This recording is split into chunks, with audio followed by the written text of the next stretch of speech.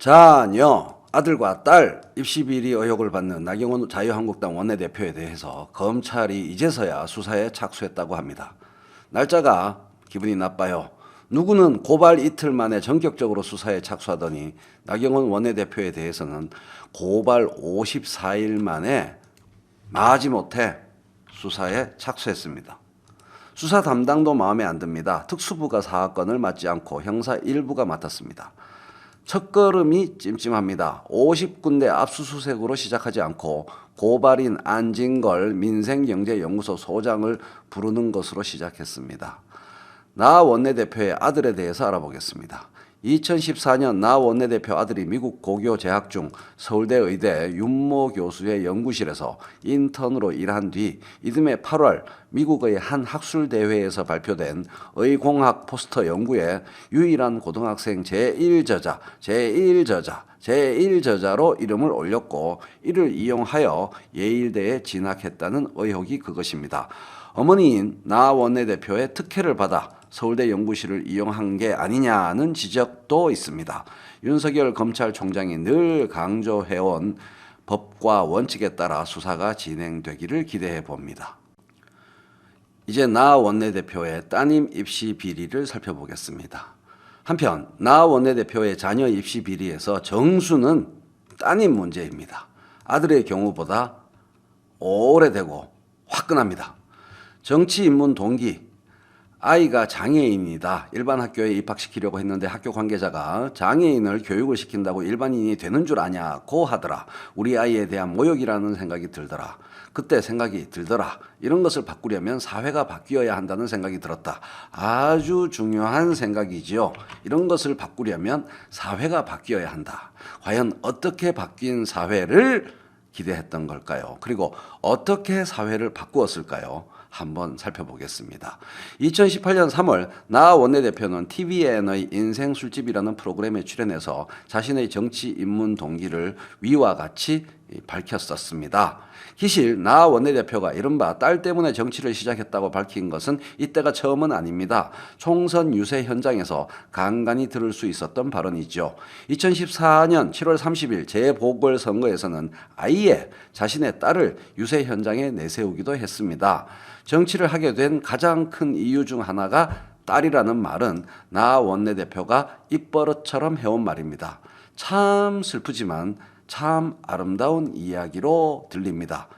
그러다가 지난 2016년 3월부터 뉴스타파가 나 원내대표의 딸 부정입학 의혹을 제기하면서 아름다움은 온데간데 없이 사라지고 더더욱 슬프고 쓰라리고 추한 이야기가 시작되는 듯 보였습니다. 뉴스타파는 2011년과 2012년 나 원내대표의 딸 김아무개 씨가 성신여대 현대실용음악학과에 특수교육 대상자 전형으로 입학하는 과정에서 부정 입학을 한 정황이 있다고 보도했습니다. 다운 증후군 장애를 앓고 있는 김아무개 씨는 입학을 위한 수시 1차 특수교육 대상자 입학 면접에서 우리 어머니가 판사와 국회의원을 지냈다는 신상을 밝혔다는 것입니다. 당시 성신여대 특수교육 대상자 전형에는 모두 21명의 장애인 학생이 응시해서 나 원내대표의 딸 등 3명이 합격했다고 하는데요. 나 원내대표의 딸이 21명의 응시자 중 학생부 성적이 21등으로 가장 낮았음에도 면접을 통해 합격한 것이 문제였습니다. 면접위원 4명 모두 100점 만점에 98점, 몇 점? 100점 만점에 98점을 준 것입니다. 다른 응시자들의 면접 점수가 평균 70점대였다고 하던데요. 이후 나 원내대표는 뉴스타파를 명예훼손 혐의로 고소했는데 2017년 법원은 1심과 2심 모두 뉴스타파 측에 무죄를 선고한 바 있습니다. 이거 아주 중요한 판시죠. 2012학년도 성신여자대학교 현대실용음악학과 장애인 전형은 장애를 가진 학생들 사이의 경쟁으로서 유독 한 명에게만 베풀어진 편의와 관대함이 다른 장애인 학생의 탈락으로 이어질 수밖에 없는 상황에서 어머니의 신분에 힘입어 특별한 혜택을 받는 것은 어떠한 이유로도 정당화될 수 없다고 2심 판결문은 판시했습니다. 이거 엄청난 근거가 되는 판시죠. 어쩌면 나 원내대표는 성신여대 장애인 특별 전형 과정의 알파와 오메가였을지도 모릅니다.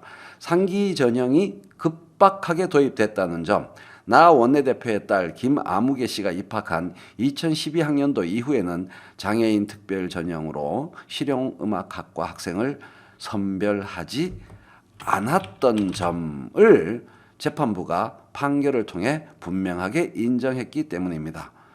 성신여대 내부 감사 보고서에 따르면 2011년 5월 13일 특강을 위해 성신여대를 방문한 나 원내대표가 심화진 당시 총장을 엘리베이터에서 만난 것이 알파요 시작입니다. 과연 특강이라는 목적만을 위해서 방문하셨을까요? 혹시 엘리베이터에서 만나서 어떤 말을 전하는 것이 방문 목적이 아니었을까요?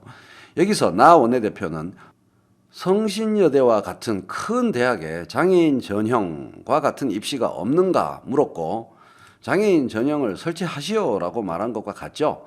심 총장이 전형 신설을 검토하라고 지시했던 것은 사실이었다, 팩트였다라고 누가 입학관리팀장이 시인했다고 합니다. 그리하여 성신여대는 2011년 장애인 특별 전형을 나경원 원내대표의 명령, 촉구, 의뢰에 따라서 신설하게 되었습니다. 공교롭게도 나 원내대표의 딸이 그해 5월에 지원하였고 합격하였습니다. 참 공교롭네요.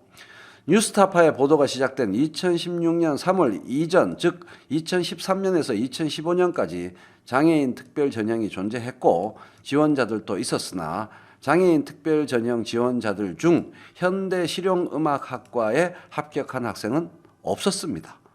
해당 전형의 문을 열고 닫은 것도 나 원내대표다라는 말이 과장은 아니라는 겁니다. 나 원내대표의 딸 관련 비리는 그러나 2016년 9월 최순실의 딸 정유라의 이화여대 부정입학과 각종 특혜가 터져 나오면서 덮이고 맙니다. 아유, 운도 좋았어요. 그렇게 덮여버렸더라면, 영원히 덮여버렸더라면 참 좋았을 텐데, 몇 년의 시간이 흐른 후에 나 원내대표가 조국 장관의 따님을 너무 열심히 두들기다가 앞불싸 본인의 딸 입시 비리 문제가 다시 불거졌습니다. 지금쯤은 후회하고 있을지도 모르겠습니다. 검찰은 이 또한 당연히 법과 원칙에 따라 수사하겠죠. 이제부터 법과 원칙의 기준은 조국 전 장관이 아니겠습니까? 고발 이틀만이 아닌 2달 만에 수사가 시작되었고, 또 특수부가 아닌 형사 1부의 사건이 배당되어서 처음부터 아주 이상하지만 윤석열 검찰이 만회할 방법은 없지 않습니다. 수사관을 대략 100명 정도 투입해서 50군데 압수수색부터 지금이라도 단행하세요. 그리고 나 원내대표의 자택 압수수색하세요. 압수수색하면서 짜장면 배달해서 쳐 드세요. 아우, 다시 열받네. 어쨌든 사족 하나 붙이면 여기서 사소한 의문 하나가 퍼뜩 생깁니다. 앞서 수차례에 걸쳐서 지적한 바와 같이 나 원내대표는 장애를 가진 딸 때문에 정치를 시작했다는 말을 반복했습니다. 딸의 성신여대 입시 비리는 말할 것도 없고, 2008년 동아일보 인터뷰에서는 사실 서울 송파병에 공천 신청을 했던 것도 딸의 고교 진학 때문이었다. 거기가 이른바 장애인 8학군이다. 학교뿐 아니라 장애인을 위한 운동시설과 편의시설이 전국 최고다. 왜 송파만 고집하느냐는 얘기를 들을 때 아이들 때문이라는 말은 못하고 너무 힘들었다. 갔으면 당선은 떼놓은 당상이었을 텐데 하하 라고 말한 바 있습니다. 정치를 딸 때문에 시작한 건 맞는 것 같아요. 근데 그 딸을 위해서 사회를 바꾸려고 한 것도, 그런 결심을 한 것도 맞는 것 같아요. 그런데 사회를 바꾸는 방법이 골 때린다는 것이었죠. 그 정치라는 것이 골 때리는 것이었다는 거죠. 인상적인 장면은 또 있었습니다. 지난 2011년 10월 26일 서울시장 보궐선거에 나올 당시 똑 떨어졌는데, 당시 한나라당 후보였던 나 원내대표가 중증 장애인 아동의 알몸 목욕 장면을 공개해서 여론의 문매를 맞은 사건입니다. 장애 아동을 위한 자원 활동에 나선 나 후보는 다수의 촬영 기자들이 지켜보는 가운데 알몸 상태의 12살짜리 지체장애 아동을 목욕을 시켰습니다. 이 과정에서 장애 아동의 온몸이 고스란히 노출됐습니다. 목욕실에 미리 설치된 2개의 대형 조명 때문에 문을 닫을 수도 없었다고 하지요. 다시 생각해도 너무 화가 나네요. 나 후보는 이때 더구나 고무장갑을 끼고 있었습니다. 당시 동원된 장애 아동의 인권은 철저히 무시되고 유린됐습니다. 참혹한 광경이었습니다. 자, 딸을 위해서 정치를 시작했고 딸을 위해서 사회를 바꾸는 과정에서 자신의 딸이 아닌 다른 모든 딸, 다른 모든 자식들을 파괴하면서 그들의 인권을 유린하면서 그들의 기회를 박탈하면서 오로지 자기의 딸만을 위한 정치, 오로지 자기의 딸만을 위해서 사회를 바꾸려고 한 게 아닌가. 그렇게 사회를 실제로 바꾸지 않았나 그런 생각이 듭니다. 나 원내대표는 거짓말을 한 게 아닌 것 같아요.